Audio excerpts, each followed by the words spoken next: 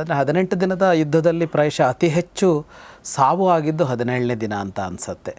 18ನೇ ದಿನಕ್ಕೆ ಮುಗಿಯೋದಕ್ಕೆ ಅದು ಪೂರಕ. ನೀನು 5 ಜನ ಈ ಮಹಾರಥರನ್ನು ಇವತ್ತು ಕೊಂದು ಯುಧಿಷ್ಠಿರನಿಗೆ ರಾಜ್ಯವನ್ನು ಒಪ್ಪಿಸು ಅಂತ ಹೇಳ್ತಾನೆ. ಈ 5 ಜನರನ್ನು ಕೊಂದರೆ ಮುಗೀತು ಅಂತ. ಅದನ್ನು ಹೇಳುವಾಗ ಒಂದು ಉಪಮೆ ಕೊಡ್ತಾನೆ ಅವನು. ಹೇಗೆ ದೈತ್ಯರು ದಾನವರನ್ನೆಲ್ಲ ಕೊಂದು ವಿಷ್ಣು ಇಂದ್ರನಿಗೆ ರಾಜ್ಯವನ್ನು ಕೊಟ್ಟನೋ ಹಾಗೆ ಅಂತ ಒಂದು ಮಾತಾಡ. ಈಗ ಇಂದ್ರ ಮತ್ತು ವಿಷ್ಣು ಅಂತ ಬಂದಾಗ ವಿಷ್ಣು ದೊಡ್ಡವ, ಅವನು ಗೆದ್ದು ಇಂದ್ರನಿಗೆ ಕೊಟ್ಟಿದ್ದಾನೆ ಅದನ್ನು. ಇಲ್ಲಿ ಹೇಳುವಾಗ ಅಣ್ಣ ಯುಧಿಷ್ಠಿರ ದೊಡ್ಡವ ಇರ್ಬೋದು, ಆದರೆ ಕೃಷ್ಣ ಹೋಲಿಕೆ ಮಾಡ್ತಾ ಇರೋದು ಅರ್ಜುನನನ್ನು ವಿಷ್ಣುವಿನೊಡನೆ. ಹಾಗಾಗಿ ಗುರುಪುತ್ರನನ್ನು ಕೊಲ್ಲೋಲ್ಲ ಅಂತ ಅನ್ನುವ ಕಾರಣಕ್ಕಾಗಿ ನೀನು ಬೇಕಿದ್ರೆ ಅಶ್ವತ್ಥಾಮನನ್ನು ಕೊಲ್ಲದೆ ಬಿಡು, ಬೇಕಿದ್ರೆ ಇನ್ನು 4 ಜನರನ್ನು ಸಂಹಾರ ಮಾಡು ಅಂತ ಹೇಳ್ತಾನೆ. ಕೃಷ್ಣನ ಒಟ್ಟು ಅವನ ಮಾತುಕತೆಗಳೆಲ್ಲ ಅವನು ಯಾರ ಕುರಿತು ಮಾತನಾಡುವವನೇ ಅಲ್ಲ. ಸಂದರ್ಭ ಬರದೆ ಯಾರನ್ನೂ ಅವನು ನಿಂದಿಸೋದಿಲ್ಲ, ಯಾರನ್ನೂ ಬೈಯೋದಿಲ್ಲ ಅವನು.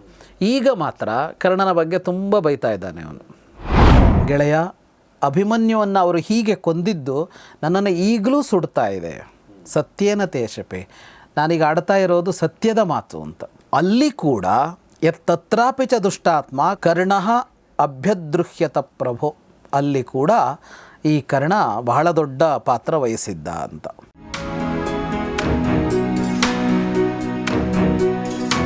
ಸ್ನೇಹಿತರೆ ನಮಸ್ಕಾರ. ಗೌರಿ ಶಕ್ಕಿ ಸ್ಟುಡಿಯೋದ ವಿಶೇಷ ಕಾರ್ಯಕ್ರಮ ಮಹಾಭಾರತ ರಹಸ್ಯಗಳು, ದ ಸೀಕ್ರೆಟ್ಸ್ ಆಫ್ ಮಹಾಭಾರತ. ನಿಮಗೆ ಆತ್ಮೀಯ ಸ್ವಾಗತ. ನಾನು ಗೌರಿ ಶಕ್ಕಿ. ಮಹಾಭಾರತ ರಹಸ್ಯಗಳನ್ನ ಹೇಳ್ಕೊಡೋದಕ್ಕೆ ನಮ್ಮೊಂದಿಗೆ ಜಾಯ್ನ್ ಆಗಿದ್ದಾರೆ ವಿದ್ವಾನ್ Jagadish Sharma Sampa sir. Welcome to the show. ನಮಸ್ತೆ. ನಮಸ್ತೆ. ಸೊ ನಾವು ಭಾಳ ಇಂಟ್ರೆಸ್ಟಿಂಗ್ ಫೇಸಲ್ಲಿದ್ದೀವಿ ನೋಡಿ. ಈವರೆಗಿನ ಯುದ್ಧ ಒಂದು ಕೇಳ್ತಾ ನಮಗೂ ಆ ಯುದ್ಧ ಅಂದರೆ ಇದೇ ಥರ ಇರುತ್ತೆ ಅಂತ ಒಂದು ಸಣ್ಣ ಮೊನಾಟನಿ ಬಂದಿತ್ತು. ಅದನ್ನು ಬ್ರೇಕ್ ಮಾಡ್ತು ಈ ಪ್ರಸಂಗ. ಸೊ ಕೃಷ್ಣ, ಅರ್ಜುನ ಮತ್ತು ಯುಧಿಷ್ಠಿರ ಅವರ ಮಧ್ಯೆ ನಡೆದ ಈ ಪ್ರಸಂಗ ಮಹಾಭಾರತ ಅತ್ಯುತ್ತಮ ಪ್ರಸಂಗಗಳಲ್ಲಿ ಒಂದು ಅಂತ ನನಗನ್ಸುತ್ತೆ. ಭಾಳ ರಸವತ್ತಾಗಿಯೂ ಇತ್ತು, ಆಮೇಲೆ ಭಾಳ ಎಮೋಷ್ನಲ್ ಕೂಡ ಆಗಿತ್ತು, ಮತ್ತು ಭಾಳ ಪಾಠಗಳನ್ನ ಕಲಿಸುವಂಥ ಒಂದು ಪ್ರಸಂಗ ಆಗಿತ್ತು ಅನ್ನೋದಕ್ಕಿಂತ ಆಗಿದೆ, ಯಾಕೆಂದರೆ ಅದು ಇನ್ನೂ ನಡೀತಾ ಇದೆ. ಸೊ ಕೃಷ್ಣ ಮತ್ತು ಅರ್ಜುನ ಮತ್ತು ಯುಧಿಷ್ಠಿರ ಸಂವಾದ ಮುಗಿದ ನಂತರ ಅವರ ಒಂದಿಬ್ಬರ ಮಧ್ಯೆ ಒಂದಷ್ಟು ಮಾತುಕತೆ ಆದ ನಂತರ ಕೃಷ್ಣ ಮಾತಾಡ್ತಾ ಇದ್ದಾನೆ. ಈಗ ಕೃಷ್ಣ ಅರ್ಜುನನನ್ನು ರಣರಂಗಕ್ಕೆ ಕರ್ಕೊಂಡು ಹೋಗ್ತಾ ಮಾತಾಡ್ತಾ ಇದ್ದಾನೆ. ಕೃಷ್ಣ ಅರ್ಜುನ ಮಾತಾಡ್ತಾ ಇದ್ದಾರೆ, ಮತ್ತು ಕೃಷ್ಣ ಅರ್ಜುನನಿಗೆ ಏನು ವಿಚಾರಗಳನ್ನ ಹೇಳಿದ್ದಲ್ಲ ಎಷ್ಟು ಚೆನ್ನಾಗಿದೆ ಅಂದರೆ, ನನಗೆ ಒಂದು ಹಂತಕ್ಕೆ ಹನುಮಂತ ಸಮುದ್ರ ತೀರದಲ್ಲಿ ಕೂತ್ಕೊಂಡಿದ್ದು ಮತ್ತು ಜಾಂಬವ ಅಂತ ಬಂದು ಮಾತಾಡಿದ್ದು ಫಸ್ಟ್ ನೆನಪಿಗೆ ಬಂತು. ಬಟ್ ಎರಡು ಬೇರೆ ಬೇರೆ, ಬಟ್ ಅಂದರೆ ಎಲ್ರಿಗೂ ಅದು ಬೇಕಾಗುತ್ತೆ. ಅರ್ಜುನನಿಗೂ ಬೇಕು, ಹನುಮಂತನಿಗೂ ಬೇಕು, ನಮ್ಮೆಲ್ಲರಿಗೂ ಬೇಕು ಯಾರೊಬ್ಬರು ಬಂದು ಹೇಳುವಂಥದ್ದು. ಬಟ್ ಅದನ್ನು ಎಷ್ಟು ಚೆನ್ನಾಗಿ ಕಟ್ಟಿಕೊಟ್ಟ ಕೃಷ್ಣ ಅಂತಂದರೆ ಭಾಳ ಚೆನ್ನಾಗಿತ್ತು. Yes sir. ಅದೇ ಮಾತುಕತೆ ಮುಂದುವರಿಯುತ್ತೆ ಕೃಷ್ಣಾರ್ಜುನರದ್ದು. ಅದ್ಯ ಸಪ್ತದಶಾಹಾನಿ ವರ್ತಮಾನಸ್ಯ ಭಾರತ ವಿನಾಶಸ್ಯಾತಿ ಘೋರಸ್ಯ ನರ ವಾರಣ ವಾಜಿನಾಂ. ಕೃಷ್ಣ ಹೇಳ್ತಾನೆ, 17ನೇ ದಿನ ಇದೆಯಲ್ಲ, ಇದು ಅತ್ಯಂತ ಅತಿಘೋರವಾದ ವಿನಾಶ ನಡೀತಾ ಇದೆ ಇವತ್ತು ಅಂತ ಹೇಳ್ತಾನೆ. ನರ ವಾರಣ ವಾಜಿನ, ಮನುಷ್ಯರು, ಕುದುರೆ, ಆನೆಗಳು ಅಸಂಖ್ಯ ಸಂಖ್ಯೆಯಲ್ಲಿ ಇವತ್ತು ಸಾಯ್ತಾ ಇದ್ದಾರೆ ಅಂತ. ಅಂತಂದರೆ 18 ದಿನದ ಯುದ್ಧದಲ್ಲಿ ಪ್ರಾಯಶಃ ಅತಿ ಹೆಚ್ಚು ಸಾವು ಆಗಿದ್ದು 17ನೇ ದಿನ ಅಂತ ಅನಿಸುತ್ತೆ. 18ನೇ ದಿನಕ್ಕೆ ಮುಗಿಯೋದಕ್ಕೆ ಅದು ಪೂರಕ ಆಗೋಯ್ತು. ಏನಾಗ್ತಾಯಿತ್ತು, 2 ತರಹದಲ್ಲಿ ಅಂದರೆ ಎಲ್ಲರೂ ಸಾಯಲೇಬೇಕು ಅಂತ ಯುದ್ಧದ ನಿಯಮದಲ್ಲಿ ಇರಲಿಲ್ಲ, ಯುದ್ಧಕ್ಕೆ ಬಂದವರಲ್ಲ. ಯಾರೋ ಅದರ ನಾಯಕ ಸೋತರೆ ಯುದ್ಧ ಮುಗಿತಿತ್ತು, ಉಳಿದವ್ರು ಬದುಕೊಳ್ಬೋದಾಗಿತ್ತು. ಹಾಗಾಗಲಿಲ್ಲ. 17ನೇ ದಿನ ಕರ್ಣ, ಭೀಮ, ಅರ್ಜುನ 3 ಜನ ಭಾಳ ಹಠತೊಟ್ಟು ಕೆಲಸ ಮಾಡಿದ್ರು. ಅದರ ಪರಿಣಾಮವಾಗಿ ದೊಡ್ಡ ಸಂಖ್ಯೆಯಲ್ಲಿ ನಾಶ ಆಯಿತು. ಹಾಗಾಗಿ 18 ದಿನ ಮುಗಿಯುವಾಗ ಬೆರಳೆಣಿಕೆ ಜನ ಉಳ್ಕೊಳ್ಳೋ ಥರ ಆಗಿಬಿಡ್ತು. ಒಬ್ಬ ಪದಾತಿ, ಒಂದು ಕುದುರೆ, ಒಂದು ಆನೆ ಕೂಡ ಇಲ್ಲ ಅನ್ನೋ ತರಹದಲ್ಲಿ ಆಗಿಬಿಡ್ತದು. ಕೃಷ್ಣ ಅರ್ಜುನನಿಗೆ ಹೇಳ್ತಾನೆ, ಎಷ್ಟು ದೊಡ್ಡ ಸೇನೆ ಇಟ್ಕೊಂಡಿದ್ರು ಅವರು, ಆದರೆ ನೀನು ಅವರಿಗೆ ಶತ್ರು ಸ್ಥಾನದಲ್ಲಿ ನೀನಿದ್ದಿದ್ದರಿಂದಾಗಿ ವಿನಷ್ಟ ರಣಮೂರ್ಧನಿ, ದೊಡ್ಡ ಸಂಖ್ಯೆಯಲ್ಲಿ ಅವರು ಸಾಯಬೇಕಾಗಿ ಬಂತು ಅಂತ.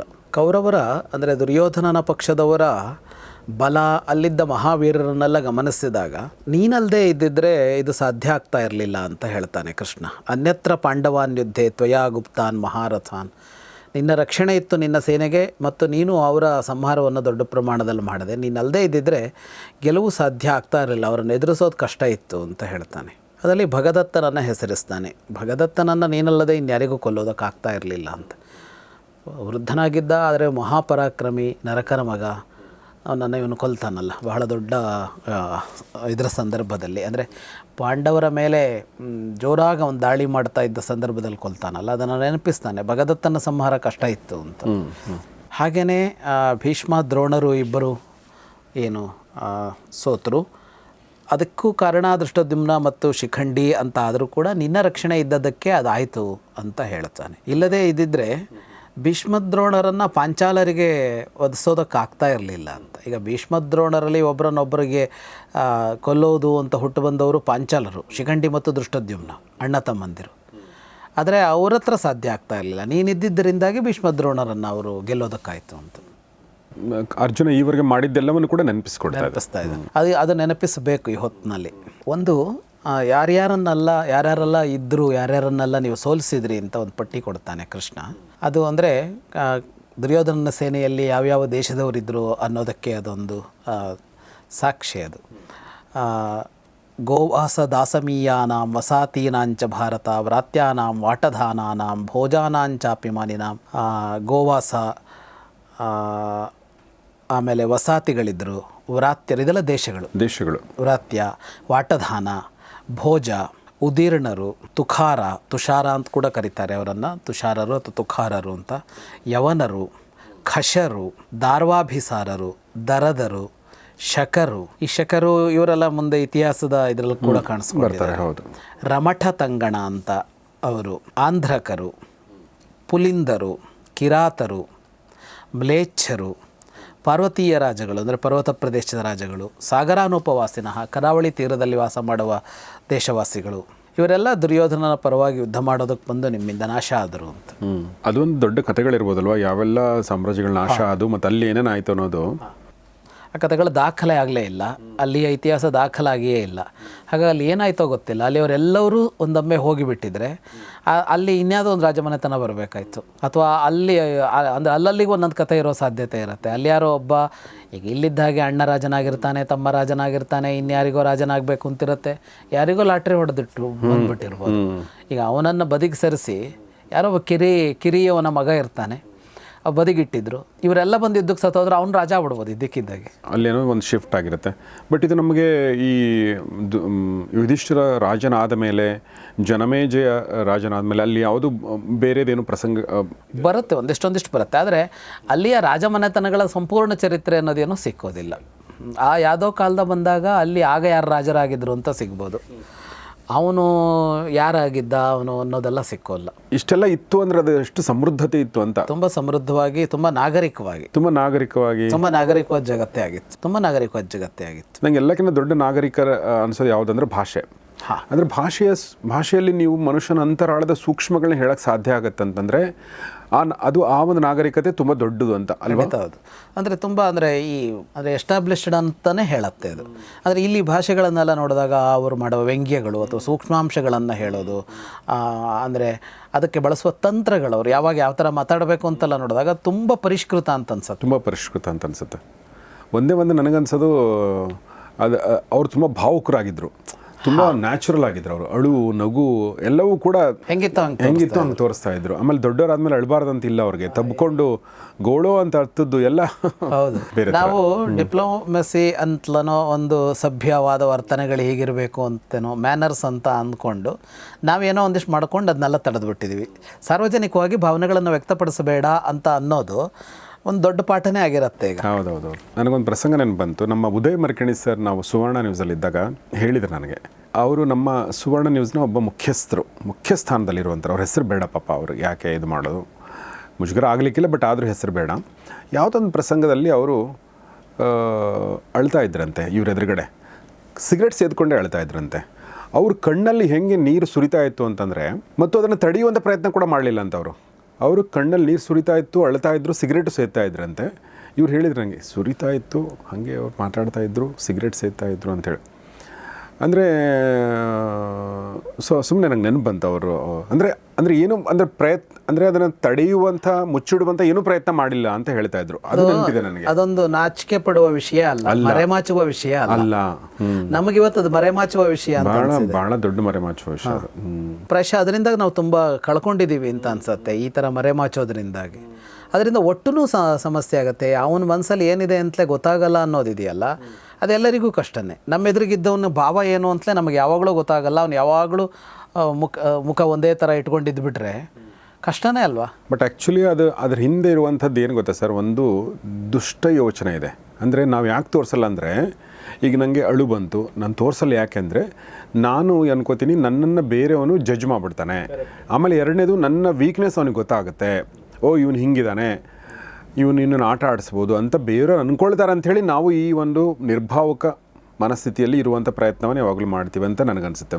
ಖಂಡಿತ ಅಲ್ವಾ. ನಾಗರಿಕ ಅಂದರೆ ಅದರ ದುರುಪಯೋಗ ನಡೆಯುತ್ತೆ ಅಂತ ಬಂದಾಗ ಅದಕ್ಕೆ ಒಂದು ಎಚ್ಚರಿಕೆ ತಗೊಂಡಿದ್ದಾರೆ ಅಂತ. ದುರುಪಯೋಗ ಅವಾಗಷ್ಟು ಆಗ್ತಾ ಇರಲಿಲ್ಲ ಅಂತ ಅನ್ಸುತ್ತೆ. ಈ ಭಾವ ಲೋಕ ಇದೆಯಲ್ಲ, ಅದನ್ನು ಇಟ್ಕೊಂಡು ಯಾವತ್ತೂ ಯಾರು ಬದುಕಲ್ಲೂ ಆಟ ಆಡಬಾರದು.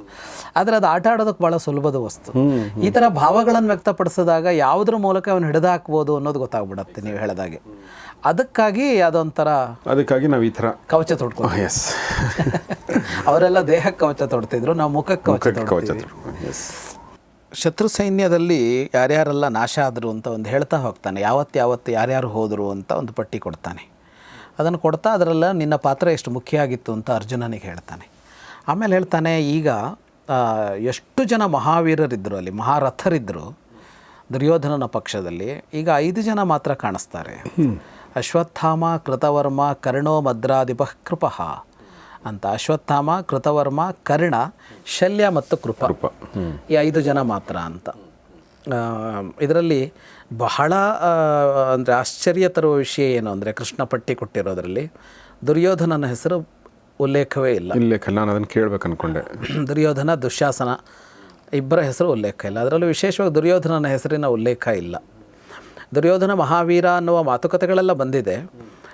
ಆದರೆ ದುರ್ಯೋಧನ ಈ 18 ದಿನಗಳು ಬಿಟ್ಟು ಬೇರೆ ಸಮಯದಲ್ಲಿ ಯುದ್ಧ ಮಾಡಿದ ಒಂದೇ ಒಂದು ಘಟನೆ ದಾಖಲೆ ಆಗಿಲ್ಲ ಇಡೀ ಮಹಾಭಾರತದಲ್ಲಿ. ಈ 18 ದಿನ ಅಲ್ಲದೆ, ಕುರುಕ್ಷೇತ್ರ ಅಲ್ಲದೆ ಅದಕ್ಕಿಂತ ಮೊದಲು ಯಾವುದೇ ಯುದ್ಧ ಮಾಡಿದ ಉಲ್ಲೇಖ ಮಹಾಭಾರತದಲ್ಲಿ ಇಲ್ಲ. ಗಂಧರ್ವರ ಜೊತೆಗೆ ಅದು ಯುದ್ಧ ಅಂತಲ್ಲ, ಅಲ್ಲೇನೋ ಜಗಳ ಮಾಡ್ಕೊಂಡ ಅವ್ರು ಬಂಧಿಸಿಬಿಟ್ರು ಇವನನ್ನು, ಕೂಡಲೇ ಮುಗಿದೋಯ್ತು ಅಲ್ಲಿಗೆ. ಯುದ್ಧ ಗೆದ್ದದ್ದಲ್ಲ, ಅದು ಕೂಡ ಸೋತಿದ್ದು ಇವ್ರು ಬಂದು ಬಿಡಿಸಿದ್ರಷ್ಟೇ. ಅಂದರೆ ಅವರು ಬಂಧಿಸಿಬಿಟ್ಟಿರೋದನ್ನ ತಡೆಯೋಕ್ಕಾಗಲಿಲ್ಲ.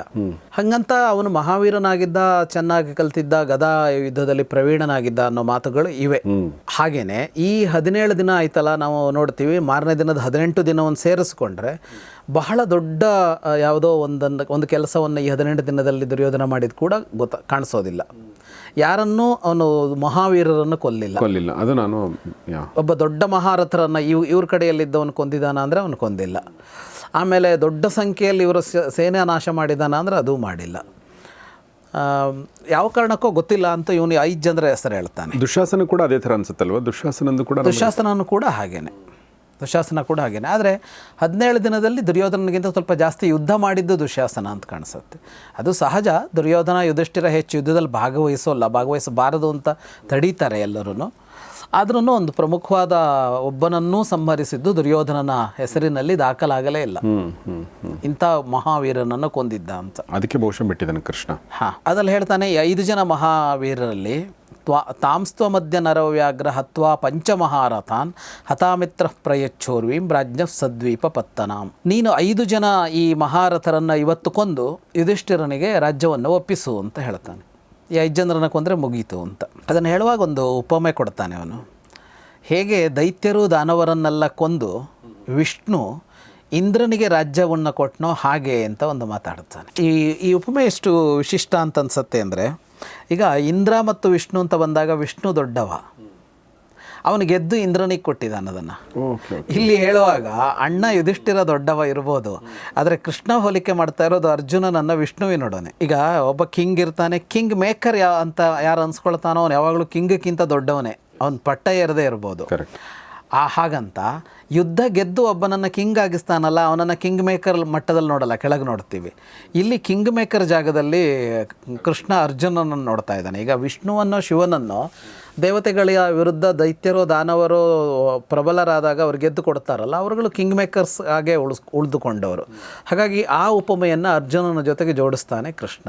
ಹೇಳ್ತಾನೆ, ಒಂದೊಮ್ಮೆ ನೀನು 5 ಜನರಲ್ಲಿ ಯದಿವಾ ದ್ವಿಪದಾಂ ಶ್ರೇಷ್ಠಂ ದ್ರೋಣಂ ಮಾನಯತೋ ಗುರುಂ ಅಶ್ವತ್ಥಾಮ್ನಿ ಕೃಪಾತೇಸ್ತಿ ಕೃಪೇ ಚಾಚಾರ್ಯ ಗೌರವಾತ್. ಒಂದೊಮ್ಮೆ ನಿನಗೆ ಈಗ ದ್ರೋಣರ ಬಗ್ಗೆ ನಿನ್ನ ಗುರು ಅಂತ ಅಪಾರ ಗೌರವ ಇದೆ ನಿನಗೆ, ಹಾಗಾಗಿ ಗುರುಪುತ್ರನನ್ನು ಕೊಲ್ಲೋಲ್ಲ ಅಂತ ಅನ್ನುವ ಕಾರಣಕ್ಕಾಗಿ ನೀನು ಬೇಕಿದ್ರೆ ಅಶ್ವತ್ಥಾಮನನ್ನು ಕೊಲ್ಲದೆ ಬಿಡು, ಬೇಕಿದ್ರೆ ಇನ್ನು 4 ಜನರನ್ನು ಸಂಹಾರ ಮಾಡು ಅಂತ ಹೇಳ್ತಾನೆ. ಅದು ಹೇಳ್ದನು ಕೃಪೇ ಚಾಚಾರ್ಯ ಗೌರವಾತ್. ಅಲ್ಲ, ಈಗ ಕೃಪಾಚಾರ್ಯರು ಕೂಡ ಮೊದಲು ನಿನಗೆ ಗುರುಗಳಾಗಿದ್ದರು, ಹಾಗಾಗಿ ನೀನು ಬೇಕಿದ್ರೆ ಕೃಪಾಚಾರ್ಯರನ್ನು ಕೊಲ್ಲದೆ ಬಿಡು ಬೇಕಿದ್ರೆ ಅಂತ. ಆಗ ಯಾರು ಉಳ್ಕೊಂಡ್ರು ಅಂದರೆ 3 ಜನ ಉಳ್ಕೊಂಡ್ರು, ಕೃತವರ್ಮ, ಕರ್ಣ, ಶಲ್ಯ. ಈ 3 ಜನ ಉಳ್ಕೊಂಡ್ರು. ಅತ್ಯಂತೋಪಚಿತಾನ್ವಾತ್ವಂ ಮಾನಯನ್ ಭ್ರಾತೃಬಾಂಧವಾನ್ ಕೃತವರ್ಮಾಣಮಾಸಾದ್ಯ ನನೇಷ್ಯಸಿ ಅಮಕ್ಷಯಂ. ಬೇಕಿದ್ರೆ ಕೃತವರ್ಮನನ್ನು ಕೊಲ್ಲಬೇಡ, ಉಳಿಸ್ಬಿಡು ಅಂತ ಹೇಳ್ತಾನೆ. ಕೃತವರ್ಮನನ್ನು ಉಳಿಸು ಅಂತ ಯಾಕೆ ಹೇಳ್ತಾನೆ ಅಂದರೆ, ಈಗ ಕೃತವರ್ಮ ಯಾದವ ಅಲ್ಲಿ, ಹಾಗಾಗಿ 2 ಕಡೆಯಿಂದ ಸಂಬಂಧ ಅರ್ಜುನನಿಗೆ. ಒಂದು ಕುಂತಿ ತವ್ರ ಮನೆ, ಇವನ ತಾಯಿಯ ತವ್ರ ಮನೆಯವನಾದ ಅವನು, ಆಯಿತಾ. 2ನೇದು ಸುಭದ್ರೆಯ ತವ್ರ ಮನೆಯೂ ಹೌದು, ಇವನ ಹೆಂಡತಿಯ ತವ್ರ ಮನೆಯವನು ಹೌದು. ಅಂದರೆ 2 ಕಡೆಯಲ್ಲಿ ಅವನು ಹತ್ತಿರದ ಬಂಧು ಆಗ್ತಾನೆ ಕೃತವರ್ಮ, ಆ ಕಡೆ ಪಕ್ಷಕ್ಕೆ ಹೋಗಿದ್ದಾನೆ. ಹಾಗಾಗಿ ಆ ಸಂಬಂಧದ ದೃಷ್ಟಿಯಿಂದ ಬೇಕಿದ್ರೆ ನಿನ್ನ ಕೃತವರ್ಮನನ್ನು ಕೊಲ್ಲದೆ ಬಿಡಬೇಕಿದ್ರೆ ಅಂತ ಹೇಳ್ತಾನೆ. ಈಗ ಇಬ್ಬರು ಉಳಿತಾರೆ, ಶಲ್ಯ ಮತ್ತು ಕರ್ಣ. ಅವರಿಬ್ಬರನ್ನು ಕೊಲ್ಲು ಅಂತ ಹೇಳ್ತಾನ ಅಂದರೆ, ಭ್ರಾತರಂ ಮಾತುರಾಸಾಧ್ಯ ಶಲ್ಯಂ ಮದ್ರ ಜನಾಧಿಪಂ ಯದಿ ತ್ವಮರವಿಂದಾಕ್ಷ ದಯಾವಾನ್ ನ ಜಿಘಾಂಸಸಿ. ನಿನಗೆ ಇನ್ನೂ ನಿನ್ನ ಸೋದರ ಮಾವನ ಸಾಲಿಗೆ ಬರ್ತಾನವನು, ನಿನ್ನ ಚಿಕ್ಕಮ್ಮನ ಅಣ್ಣ ಅವನು, ಮಾದ್ರಿಯ ಅಣ್ಣ ಶಲ್ಯ. ಹಾಗಾಗಿ ಸೋದರ ಮಾವ ಅನ್ನುವ ಗೌರವಕ್ಕಾಗಿ ಬೇಕಿದ್ರೆ ನೀನು ಶಲ್ಯನನ್ನು ಕೊಲ್ಲಬೇಡ, ಬಿಟ್ಟುಬಿಡು, ಉಳಿದವನೊಬ್ಬನೇ. ಹಾಗಾಗಿ ಕೊನೆಗೆ ಹೇಳ್ತಾನೆ, ಇಮಂ ಪಾಪಮತಿಂ ಕ್ಷುದ್ರಂ ಅತ್ಯಂತಂ ಪಾಂಡವಾನ್ ಪ್ರತಿ ಕರ್ಣಮಧ್ಯ ನರಶ್ರೇಷ್ಠ ಜಹ್ಯಾಶು ನಿಶಿತೈಶ್ವರೈಹಿ. ಈ ಪಾಪಿ ಇದಾನಲ್ಲ, ಕ್ಷುದ್ರ ಅಂತ ಹೇಳ್ತಾನೆ ಅವನಿಗೆ, ಆ ಕರ್ಣನನ್ನು ಮಾತ್ರ ನೀನು ಕೊಲ್ಲದೆ ಬಿಡಬೇಡ ಇವತ್ತು ಅಂತ. ಸೊ ಕೃಷ್ಣನ ಬಹುಶಃ ಗೊತ್ತಿತ್ತು ಅನಿಸುತ್ತೆ, ದುರ್ಯೋಧನ ಯಾರಿಂದ ಸಾಯ್ತಾನೆ, ದುಶ್ಯಾಸನ ಯಾರಿಂದ ಸಾಯ್ತಾನೆ, ಇದೆಲ್ಲವೂ ಕೂಡ ಅದು ಹೆಂಗೋ ಆ ಪ್ರತಿಜ್ಞೆ ಅವನ ಕೈಲೂ ಇದೆ. ಈಗ ಅವರನ್ನೆಲ್ಲ ಕೊಲ್ತೀನಿ ಅಂತ ಹೇಳಿರುವ ಪ್ರತಿಜ್ಞೆ ಭೀಮನದ್ದಿದೆ, ಅದು ಇವನು ಹೋಗಬೇಕಾಗಿಲ್ಲ. ಮತ್ತು ಅವ್ರು ಎದುರಿಗೆ ಸಿಕ್ಕರು ಇವನು ಕೊಲ್ಲಲ್ಲ, ಉಳಿಸ್ತಾನೆ. ಯಾಕೆಂದರೆ ಭೀಮನ ಪ್ರತಿಜ್ಞೆ ಹಾಳು ಮಾಡಬಾರ್ದಂತ. ಹಾಗಾಗಿಯೇ 100 ಜನ ಧೃತರಾಷ್ಟ್ರನ ಮಕ್ಕಳನ್ನು ಬೇರೆ ಯಾರು ಕೊಲ್ಲಲೇ ಇಲ್ಲ. ಹಲವರಿಗೆ ಹಲವು ಸಂದರ್ಭಗಳಲ್ಲಿ ಕೆಲವರು ಸಿಕ್ಕಿದ್ರು, ಸಾಯಿಸ್ಬಿಡ್ಬೋದಾಗಿತ್ತು. ಆದರೆ ಅವ್ರನ್ನ ಭೀಮ ಪ್ರತಿಜ್ಞಾ ಭಂಗ ಆಗುತ್ತೆ ಅಂತ ಇವರು ಉಳಿಸಿದ್ದಾರೆ. ಈ ನೀನು ಕರ್ಣನನ್ನು ಕೊಲ್ಲೋದು ಅನ್ನೋದು ಪುಣ್ಯದ ಕಾರ್ಯ ಅಂತ ಹೇಳ್ತಾನೆ. ಏತತ್ರೇ ಸುಕೃತಂ ಕರ್ಮ, ಅದು ಪುಣ್ಯದ ಕಾರ್ಯವೇ, ಯಾವ ದೋಷವೂ ಇಲ್ಲ ನೀನು ಕರ್ಣನನ್ನು ಸಂಹರಿಸೋದರಲ್ಲಿ. ಯಾಕೆ ಅಂತ ಅಂದರೆ, ಇವರುಗಳು ಮಾಡಿದ್ದೆಲ್ಲ ಕಾರ್ಯಗಳಿದೆಯಲ್ಲ, ದುರ್ಯೋಧನ ಮಾಡಿದ ಇದೆಯಲ್ಲ, ದಹನೆ ಯತ್ ಸ್ವಪುತ್ರಾಯಾಹ ನಿಶಿಮಾತುಸ್ತವಾನಗ, ಮಕ್ಕಳೊಂದಿಗೆ ಅರ್ಧರಾತ್ರಿಯಲ್ಲಿ ನಿನ್ನ ತಾಯಿಯನ್ನು ಸುಡೋದಕ್ಕೆ ಹೊರಟೋರು ಇವರು. ದ್ಯೂತಾರ್ಥೇ ಯಚ್ಚ ಯುಷ್ಮಾಸು ಪ್ರಾವರ್ತತ ಸುಯೋಧನ, ನಿಮ್ಮನ್ನು ಜೂಜಿಗೆ ಕರೆದು ನಿಮ್ಮ ಗತಿಗೆಡಿಸಿದವನು ದುರ್ಯೋಧನ. ತತ್ರ ಸರ್ವತ್ರ ದುಷ್ಟಾತ್ಮ ಕರ್ಣೋ ಮೂಲಮಿಹಾರ್ಜುನ. ಇದೆಲ್ಲದರಲ್ಲೂ ಇದರ ಮೂಲ ಕಾರಣ ಯಾರು ಅಂದರೆ ಕರ್ಣ ಅಂತ ಹೇಳ್ತಾನೆ ಕೃಷ್ಣ. ಅರ್ಥ ಆಗೋದು ಕಷ್ಟ ಅಂತ ಅನ್ನೋದೇ ಇದಕ್ಕೆ. ಅವನು ಕರ್ಣನನ್ನು ರಾಜನನ್ನು ಮಾಡೋದಕ್ಕೆ ಕೂಡ ಹೊರಟಿದ್ದ. ಸಂಧಾನದ ಅನಂತರ ಯುದ್ಧ ಅನಿವಾರ್ಯ ಅಂತ ದುರ್ಯೋಧನ ಹೇಳಿದಾಗ ಕರ್ಣನನ್ನು ಕರ್ಕೊಂಡು ಹೋಗಿ, ನೋಡು ನೀನು, ನಿನಗೆ ಗೊತ್ತಲ್ವಾ ನೀನು ಕುಂತಿಯ ಮಗ ಅನ್ನೋದು ಅಂತ ಗೊತ್ತಾಗಿತ್ತಲ್ಲ ಅವನಿಗೆ ಮೊದಲೇ ಸೂರ್ಯ ಹೇಳಿ ಅಂತ ಹೇಳಿ, ಈಗ ನೀ ರಾಜನಾಗ್ಬಿಡು, ಯುಧಿಷ್ಠಿರ ಯುವರಾಜನಾಗಲಿ, ಆಗ ಸಮಸ್ಯೆ ಇಲ್ಲ ಅಂತ ಹಾಗೆ ಹೇಳಿ ಎಲ್ಲ ಮಾಡಿದ್ದ. ಅಂದರೆ ರಾಜನಾಗುವ ಯೋಗ್ಯತೆ ನಿನಗಿದೆ, ಅರ್ಹತೆಯೂ ಇದೆ ಅಂತ, ಅರ್ಹತೆ ಯೋಗ್ಯತೆ ಎರಡೂ ಇದೆ ಅಂತ ಅಲ್ಲಿ ಹೇಳಿದ್ದ. ಇಲ್ಲಿ ಮಾತ್ರ ಒತ್ತಿ ಹೇಳ್ತಾನೆ ಕರ್ಣನ ಬಗ್ಗೆ. ಹಾಗಂತ ಕೃಷ್ಣನ ಒಟ್ಟು ಅವನ ಮಾತುಕತೆಗಳೆಲ್ಲ ಅವನು ಯಾರ ಕುರಿತು ಮಾತನಾಡುವವನೇ ಅಲ್ಲ. ಸಂದರ್ಭ ಬರದೆ ಯಾರನ್ನೂ ಅವನು ನಿಂದಿಸೋದಿಲ್ಲ, ಯಾರನ್ನೂ ಬೈಯೋದಿಲ್ಲ ಅವನು. ಈಗ ಮಾತ್ರ ಕರ್ಣನ ಬಗ್ಗೆ ತುಂಬ ಬೈತಾ ಇದ್ದಾನೆ ಅವನು. ಅದೇ ನಾವು ಮೊನ್ನೆ ಮಾತಾಡಿದ್ವಲ್ಲ ಸರ್, ಅದು ಸಂದರ್ಭಗಳು ಬದಲಾದ ಹಾಗೆ ಯೋಚನೆಗಳು ಬದಲಾಗ್ತವೆ. ಅಂದರೆ ಯುದ್ಧವನ್ನು ತಪ್ಪಿಸ್ಬೇಕು, ವಿನಾಶವನ್ನು ತಪ್ಪಿಸ್ಬೇಕು ಅಂದಾಗ ಇಂಥ ದುಷ್ಟನಾದರೂ ರಾಜನಾದರೂ ತೊಂದರೆ ಆಗಿಲ್ಲ, ಬಟ್ ಯುದ್ಧ ತಪ್ಪಿಸೋಣ ಅನ್ನೋದು ಒಂದು ಇತ್ತು ಆ ಟೈಮಲ್ಲಿ ಅಲ್ವಾ? ಹೌದು. ಈಗ ಯುದ್ಧ ಅನಿವಾರ್ಯವಾಗಿ ಯುದ್ಧ ಮುಗಿಯೋ ಸ್ಥಿತಿ ಬಂದಿದೆ ಅಂತಂದಾಗ ಅವನು ಕೊಲ್ಲುವುದು ಕೂಡ ಕೊಲ್ಲೋದೇ ಅನಿವಾರ್ಯ. ಅವನು ಕೊಲ್ಲದೆ ಯುದ್ಧ ಮುಗಿಯೋಲ್ಲ. ಎಸ್. ಕರ್ಣಾಧಿಮನ್ಯತೆ ತ್ರಾಣಂ ನಿತ್ಯಮೇವ ಸುಯೋಧನ. ಯಾಕೆ ಅವನು ಮೂಲ ಕಾರಣ ಅಂತ ಅಂದರೆ ಈ ಯೋಜನೆಯೆಲ್ಲ ಅವನದ್ದಾಗಿತ್ತು ಅಂತ ಅಲ್ಲ. ದುರ್ಯೋಧನನಿಗೆ ಇದ್ದ ಧೈರ್ಯ ಭರವಸೆಯೇ ಕರ್ಣನಾಗಿದ್ದ. ಅವನ ಇಷ್ಟೂ ತಪ್ಪುಗಳನ್ನು ಯಾರ ಭರವಸೆಯ ಮೇಲೆ ಮಾಡದ ಅಂದರೆ ಕರ್ಣನ ಭರವಸೆಯ ಮೇಲೆ. ನಾಳೆ ಏನೇ ಆದರೂ ಕೊನೆಗೆ ಕರ್ಣ ನನ್ನ ಜೊತೆಗಿರ್ತಾನೆ, ನಾನು ಗೆಲ್ತೀನಿ ಅಂತಲೇ ಭರವಸೆ ಅವನಿಗೆ. ಅವನಿಗೆ ಶಕುನಿಯ ಮೇಲಿನ ಭರವಸೆ ಅಲ್ಲ, ತನ್ನ ಸೈನ್ಯದ ಮೇಲಿನ ಭರವಸೆ ಅಲ್ಲ, ತನ್ನ ತಂದೆ ಧೃತರಾಷ್ಟ್ರ ಅವನ ರಾಜ ಅನ್ನೋ ಭರವಸೆ ಅಲ್ಲ, ಭೀಷ್ಮ ದ್ರೋಣಾದಿಗಳನ್ನು ಅವನು ನಂಬಲಿಲ್ಲ. ತಪ್ಪುಗಳನ್ನು ಮಾಡ್ತಾ ಹೋಗಿದ್ದು ಯಾರ ಭರವಸೆಯ ಮೇಲೆ ಅಂತ ನೋಡಬೇಕಲ್ಲ ಅದು ಅಂತ. ಈಗ ಎಷ್ಟು ಸಲ ದೊಡ್ಡವ್ರ ಮಕ್ಕಳು ತಪ್ಪು ಮಾಡ್ತಾರಲ್ಲ, ಯಾಕೆ ತಪ್ಪು ಮಾಡ್ತಾರೆ ಅಂದರೆ ತನ್ನ ತಂದೆನೋ ತನ್ನ ಹತ್ತಿರದ ಸಂಬಂಧಿನೋ ಯಾರೋ ನನ್ನನ್ನು ನಾಳೆ ಕಾಪಾಡ್ತಾನೆ ಅಂತ. ಅಲ್ಲಾಗ ಅವ್ರು ಕಾರಣ ಆಗಿಬಿಡ್ತಾರೆ ಅವರು. ಆದರೆ ಅವರು ನನ್ನನ್ನು ರಕ್ಷಿಸ್ತಾರೆ ಅನ್ನೋ ಭರವಸೆ ಬರುವಾಗ ಅವರು ದುಷ್ಟರಾಗಿರ್ತಾರೆ ಅಂತಲೇ ಅರ್ಥ. ಭೀಷ್ಮ ತನ್ನನ್ನು ರಕ್ಷಿಸ್ತಾನೆ ಅಂತ ಅವನಿಗೆ ಅನ್ನಿಸ್ಲೇ ಇಲ್ಲ ದುರ್ಯೋಧನನಿಗೆ. ದ್ರೋಣರು ತನ್ನನ್ನು ಕೊನೆಯವರೆಗೂ ರಕ್ಷಿಸ್ತಾರೆ ಅಂತ ಯಾವತ್ತೂ ಅನ್ನಿಸ್ಲಿಲ್ಲ. ಅವರನ್ನು ಹೇಗೋ ಹಿಡ್ಕೊಂಡು ಬಂದು ತನ್ನ ಜೊತೆಗೆ ಯುದ್ಧ ಮಾಡುವಾಗ ಮಾಡ್ದ. ಆದರೆ ಕರ್ಣನ ಬಗ್ಗೆ ಮಾತ್ರ ಒಂದು ದೃಢವಾದ ಭರವಸೆ ಏನೋ, ಅವನು ತನ್ನ ಜೊತೆ ನಿಂತೇ ನಿಲ್ತಾನೆ ಅಂತ. ತಥೋ ಮಾಮಪಿ ಸಂರಬ್ಧೋ ನಿಗ್ರಹೀತು ಪ್ರಚಕ್ರಮೆ. ನನ್ನನ್ನು ಕೂಡ ಬಂಧಿಸೋದಕ್ಕೆ ಹೊರಟಿದ್ದ ದುರ್ಯೋಧನ. ಯಾವ ಧೈರ್ಯ ಅಂದರೆ ಕರ್ಣನ ಧೈರ್ಯ ಅವನಿಗೆ ಅಂತ. ಇಷ್ಟು ಹೇಳಿದವನು ಅಭಿಮನ್ಯುವಿನ ಹೊತ್ತನ್ನು ನೆನಪಿಸ್ತಾನೆ, ಸಾವಿನ ಹೊತ್ತನ್ನು. ಎಚ್ಚತದ್ಧಾರ್ತರಾಷ್ಟ್ರಾಣಾಂ ಕ್ರೂರೈ ಷಡ್ಭಿರ್ಮಹಾರಥೈ ಅಪಶ್ಯಂ ನಿಹತಂ ವೀರಂ ಸೌಭದ್ರಂ ವೃಷಭೇಕ್ಷಣಂ. ಅಭಿಮನ್ಯುವಿನ ಕೊಂದಿದ್ದನ್ನು ನಾನು ನೋಡಿದ್ದೀನಿ ಅಂತ ಹೇಳ್ತಾನೆ ಕೃಷ್ಣ. ನೋಡಿದ್ದೀನಿ ಅಂದರೆ ಕಣ್ಣಾರೆ ನೋಡಿದ್ದೀನಿ ಅಂತಲ್ಲ, ಗೊತ್ತಲ್ವಾ ಅಂತ. ಯಾರು ಅಂದರೆ 6 ಜನ ಕ್ರೂರರಾದ ಮಹಾರಥರು ಅಂತ. ಯಾರಲ್ಲ? ದ್ರೋಣಿ ಕೃಪಾನ್ ವೀರಾನ್. ಎಂತೆಂಥವ್ರನ್ನೆಲ್ಲ ಹೆದರಿಸಿದ್ದ ಅಂದ್ರೆ ಒಂದು ದ್ರೋಣ, ಅಶ್ವತ್ಥಾಮ, ಕೃಪ ಇಂಥವ್ರು ಕೂಡ ಅವನ ಎದುರು ನಿಂತಿರಲಿಲ್ಲ ಅವತ್ತು ಅಭಿಮನ್ಯುವನ್ನು. ಆದರೆ ಅಂಥವನನ್ನು 6 ಜನ ಮಹಾರಥರು ಸೇರಿಕೊಂಡ್ರಲ್ಲ, ಅದರಲ್ಲಿ ಇವನು ಒಬ್ಬ ಅಂತ. ಅಭಿಮನ್ಯು ಏನೇನು ಮಾಡಿದ್ದ ಅಂತ ಹೇಳ್ತಾನೆ. ಹೇಗೆ ಅವನು ಯುದ್ಧ ಮಾಡಿದ್ದ, ಯಾವ ಥರ ಇತ್ತು ಅವನದ್ದು ಅಂತ ಅಭಿಮನ್ಯುವಿನ ವರ್ಣಿಸಿ, ಅವನ ಸಾಮರ್ಥ್ಯ ಪರಾಕ್ರಮಗಳನ್ನೆಲ್ಲ ವರ್ಣಿಸಿ, ಅಭಿಮನ್ಯುವಿನ ಇವರು ಸುತ್ತುವರೆದು ಕೊಂದ್ರಲ್ಲ. ತನ್ಮೇ ದಹತಿ ಗಾತ್ರಾಣಿ ಸಖೆ ಸತ್ಯೇನ ತೇಷಪೆ. ಗೆಳೆಯ, ಅಭಿಮನ್ಯುವನ್ನು ಅವರು ಹೀಗೆ ಕೊಂದಿದ್ದು ನನ್ನನ್ನು ಈಗಲೂ ಸುಡ್ತಾ ಇದೆ. ಸತ್ಯೇನ ತೇಷಪೆ. ನಾನೀಗ ಆಡ್ತಾ ಇರೋದು ಸತ್ಯದ ಮಾತು ಅಂತ. ಅಂದರೆ ಇದು ಅರ್ಜುನನನ್ನು ಏನೋ ಪ್ರೋತ್ಸಾಹಿಸೋದಕ್ಕೋ ಪುಸಲಾಯಿಸೋದಕ್ಕೋ ಹೇಳೋ ಮಾತಲ್ಲ ಅಂತ. ಅಭಿಮನ್ಯುವಿನ ಕೊಂದ ವಿಧಾನ ಅನ್ನೋದು ನನಗಿವತ್ತು ಬಾಧಿಸ್ತಾ ಇದೆ ಅಂತ. ಅಲ್ಲಿ ಕೂಡ ತತ್ರಾಪಿ ಚ ದುಷ್ಟಾತ್ಮ ಕರ್ಣಃ ಅಭ್ಯದೃಹ್ಯತ ಪ್ರಭೋ. ಅಲ್ಲಿ ಕೂಡ ಈ ಕರ್ಣ ಬಹಳ ದೊಡ್ಡ ಪಾತ್ರ ವಹಿಸಿದ್ದ ಅಂತ. ಇಲ್ಲಿ ನೋಡಿ, ಈಗ ಎಷ್ಟು ಅನಿಸುತ್ತೆ ನಮಗೆ, ಕರ್ಣನದ್ದೇನು ಅಲ್ಲಿದು, ಅದನ್ನು ದ್ರೋಣರು ಹೇಳಿದ್ರಲ್ವಾ, 6 ಜನ ಸೇರಿ ಮಾಡಿದರೆ ಮಾತ್ರ ಆಗತ್ತೆ ಅಂತ ಹೇಳಿದ್ದು ಅಂತಂದರೆ, ವಾಸ್ತವವಾಗಿ ನಮ್ಮ ಪಕ್ಷಕ್ಕೆ ಅನುಕೂಲ ಆಗುತ್ತೆ, ನಮ್ಮವರಿಗೆ ವಿಜಯ ಆಗುತ್ತೆ ಅನ್ನುವ ಕಾರಣಕ್ಕಾಗಿ ನಾವೇನೋ ಮಾಡುವಾಗಲೂ ನಮ್ಮ ಮನಸ್ಸಿಗೆ ಬರಲಿಲ್ಲ ಅದು ತಪ್ಪು ಅಂತ ಅನಿಸಿದರೆ ನಾವು ಅದನ್ನು ಮಾಡದೇ ಇರುವ ಅವಕಾಶ ನಮಗಿರುತ್ತೆ. ಉದಾಹರಣೆಗೆ ಈಗ ದ್ರೋಣರನ್ನು ಯುದ್ಧದಿಂದ ಹಿಮ್ಮೆಟ್ಟಿಸಬೇಕಾಗಿತ್ತಲ್ಲ, ದ್ರೋಣರು ಅಶ್ವತ್ಥಾಮ ಸತ್ತ ಅಂತ ಯಾರಾದರೂ ವಿಶ್ವಾಸ ಪಾತ್ರರು ಹೇಳಿದರೆ ಅವರು ಒಪ್ತಾ ಇದ್ದರು. ಪ್ರಾಯಶಃ ಪ್ರಪಂಚದಲ್ಲಿ ಅವರಿಗೆ ಅಶ್ವತ್ಥಾಮನಕ್ಕಿಂತಲೂ ವಿಶ್ವಾಸ ಪಾತ್ರನಾದವ ಯಾರು ಅಂದರೆ ಅರ್ಜುನ ಆ ಸುಳ್ಳು ಹೇಳೋದಕ್ಕೆ ಸಿದ್ಧ ಆಗಿಬಿಟ್ಟಿದ್ರೆ ಅದು ಇನ್ನೂ ಸುಲಭ ಆಗ್ತಿತ್ತು. ಆದರೆ ಆ ಹೊತ್ತಲ್ಲಿ ವ್ಯಾಸರು ಅದನ್ನು ಹೇಳ್ತಾರೆ, ಸಂಜಯನ ಅದನ್ನು ಹೇಳ್ತಾನೆ, ವ್ಯಾಸರು ನುಡಿತಾರೆ, ನಕುಲ ಸಹದೇವ ಮತ್ತು ಭೀಮ ಸುಳ್ಳು ಹೇಳೋದಕ್ಕೆ ಸಿದ್ಧರಿದ್ದರು, ಯುಧಿಷ್ಠಿರ ಸಿದ್ಧನಿರಲಿಲ್ಲ, ಆದರೆ ಒಪ್ಸೋದಕ್ಕೆ ಸಾಧ್ಯ ಇತ್ತು. ಅರ್ಜುನನನ್ನು ಮಾತ್ರ ಯಾವ ಕಾರಣಕ್ಕೂ ಇದಕ್ಕೆ ಒಪ್ಸೋದಕ್ಕೆ ಸಾಧ್ಯ ಇರಲಿಲ್ಲ. ಹಾಗಾಗಿ ಈ ವಿಷಯದಲ್ಲಿ ಅರ್ಜುನನನ್ನು ಅವ್ರು ಯಾರೂ ಮಾತನಾಡಿಸ್ಲಿಲ್ಲ ಅಂತ ಬರುತ್ತೆ. ಅರ್ಜುನನ ಮಾತನಾಡಿಸ್ಲಿಲ್ಲ ಅಂತಂದರೆ ತನ್ನದೇ ಪಕ್ಷದ ಗೆಲುವಿಗಾಗಿಯೇ ಒಂದು ನಡೀತಾ ಇದೆ ಅಂತಂದ್ರು, ಅದು ಸರಿಯಲ್ಲ ಅಂತ ಅನಿಸಿದಾಗ ಒಬ್ಬ ವ್ಯಕ್ತಿ ಸೈಡಿಗೆ ಇರ್ಬೋದು ಅಂತ, ಬದಿಗಿರ್ಬೋದು ಅಂತ. ಇಲ್ಲಿ ಯಾರೂ ಮಾಡಲೇ ಇಲ್ಲ ಕರ್ಣಾದಿಗಳು ಅಂತ. ಹಾಗಾಗಿ ಅವರೆಲ್ಲರೂ ಸಮಾನ ಪಾಪಿಗಳಾಗ್ತಾರೆ ಅದರಲ್ಲಿ. ಸೊ ಹೀಗೆ ಅರ್ಜುನ ಮತ್ತು ಕೃಷ್ಣನ ಸಂವಾದ ಮುಂದುವರಿತಾ ಇದೆ. ಇದು ನಿಧಾನವಾಗಿ ಅಂದರೆ ರಥ ಯುದ್ಧಭೂಮಿಯಡಿಗೆ ಹೋಗ್ತಾ ಇದೆ. ಸೊ ಸಂವಾದ ಯಾವ ಮುಗೀತೆ ಮತ್ತು ಯುದ್ಧಭೂಮಿಯಲ್ಲಿ ಏನಾಗುತ್ತೆ ಅಂದರೆ ಮುಂದಿನ ಭಾಗದಲ್ಲಿ ನೋಡೋಣ ಅಂತ ಹೇಳ್ತಾ ಇವತ್ತಿನ ಎಪಿಸೋಡ್ ಮುಗಿಸೋಕ್ಕಿಂತ ಮುಂಚೆ ಇದೆಲ್ಲವನ್ನು ನಮಗೆ ಹೇಳ್ತಿರುವಂಥ ವಿದ್ವಾನ್ ಜಗದೀಶ್ ಶರ್ಮಾ ಸಂಪತ್ ಸರ್ಗೆ ನಿಮ್ಮೆಲ್ಲರ ಪರವಾಗಿ ಧನ್ಯವಾದಗಳು ಸರ್. Thank you very much. ಸ್ನೇಹಿತರೆ, ನಿಮ್ಮ ಅನಿಸಿಕೆಗಳಿಗೆ ಸ್ವಾಗತ, ಪ್ರಶ್ನೆಗಳಿಗೆ ಸ್ವಾಗತ. ನಿಮ್ಮ ಸ್ನೇಹಿತರೊಂದಿಗೆ ಶೇರ್ ಮಾಡಿ. ನಿಮ್ಮ ಎಲ್ಲ ವಾಟ್ಸಪ್ ಗ್ರೂಪ್ಗಳಲ್ಲಿ ಇದನ್ನು ಲಿಂಕ್ಗಳನ್ನ ಶೇರ್ ಮಾಡ್ತಾ ಹೋಗಿ.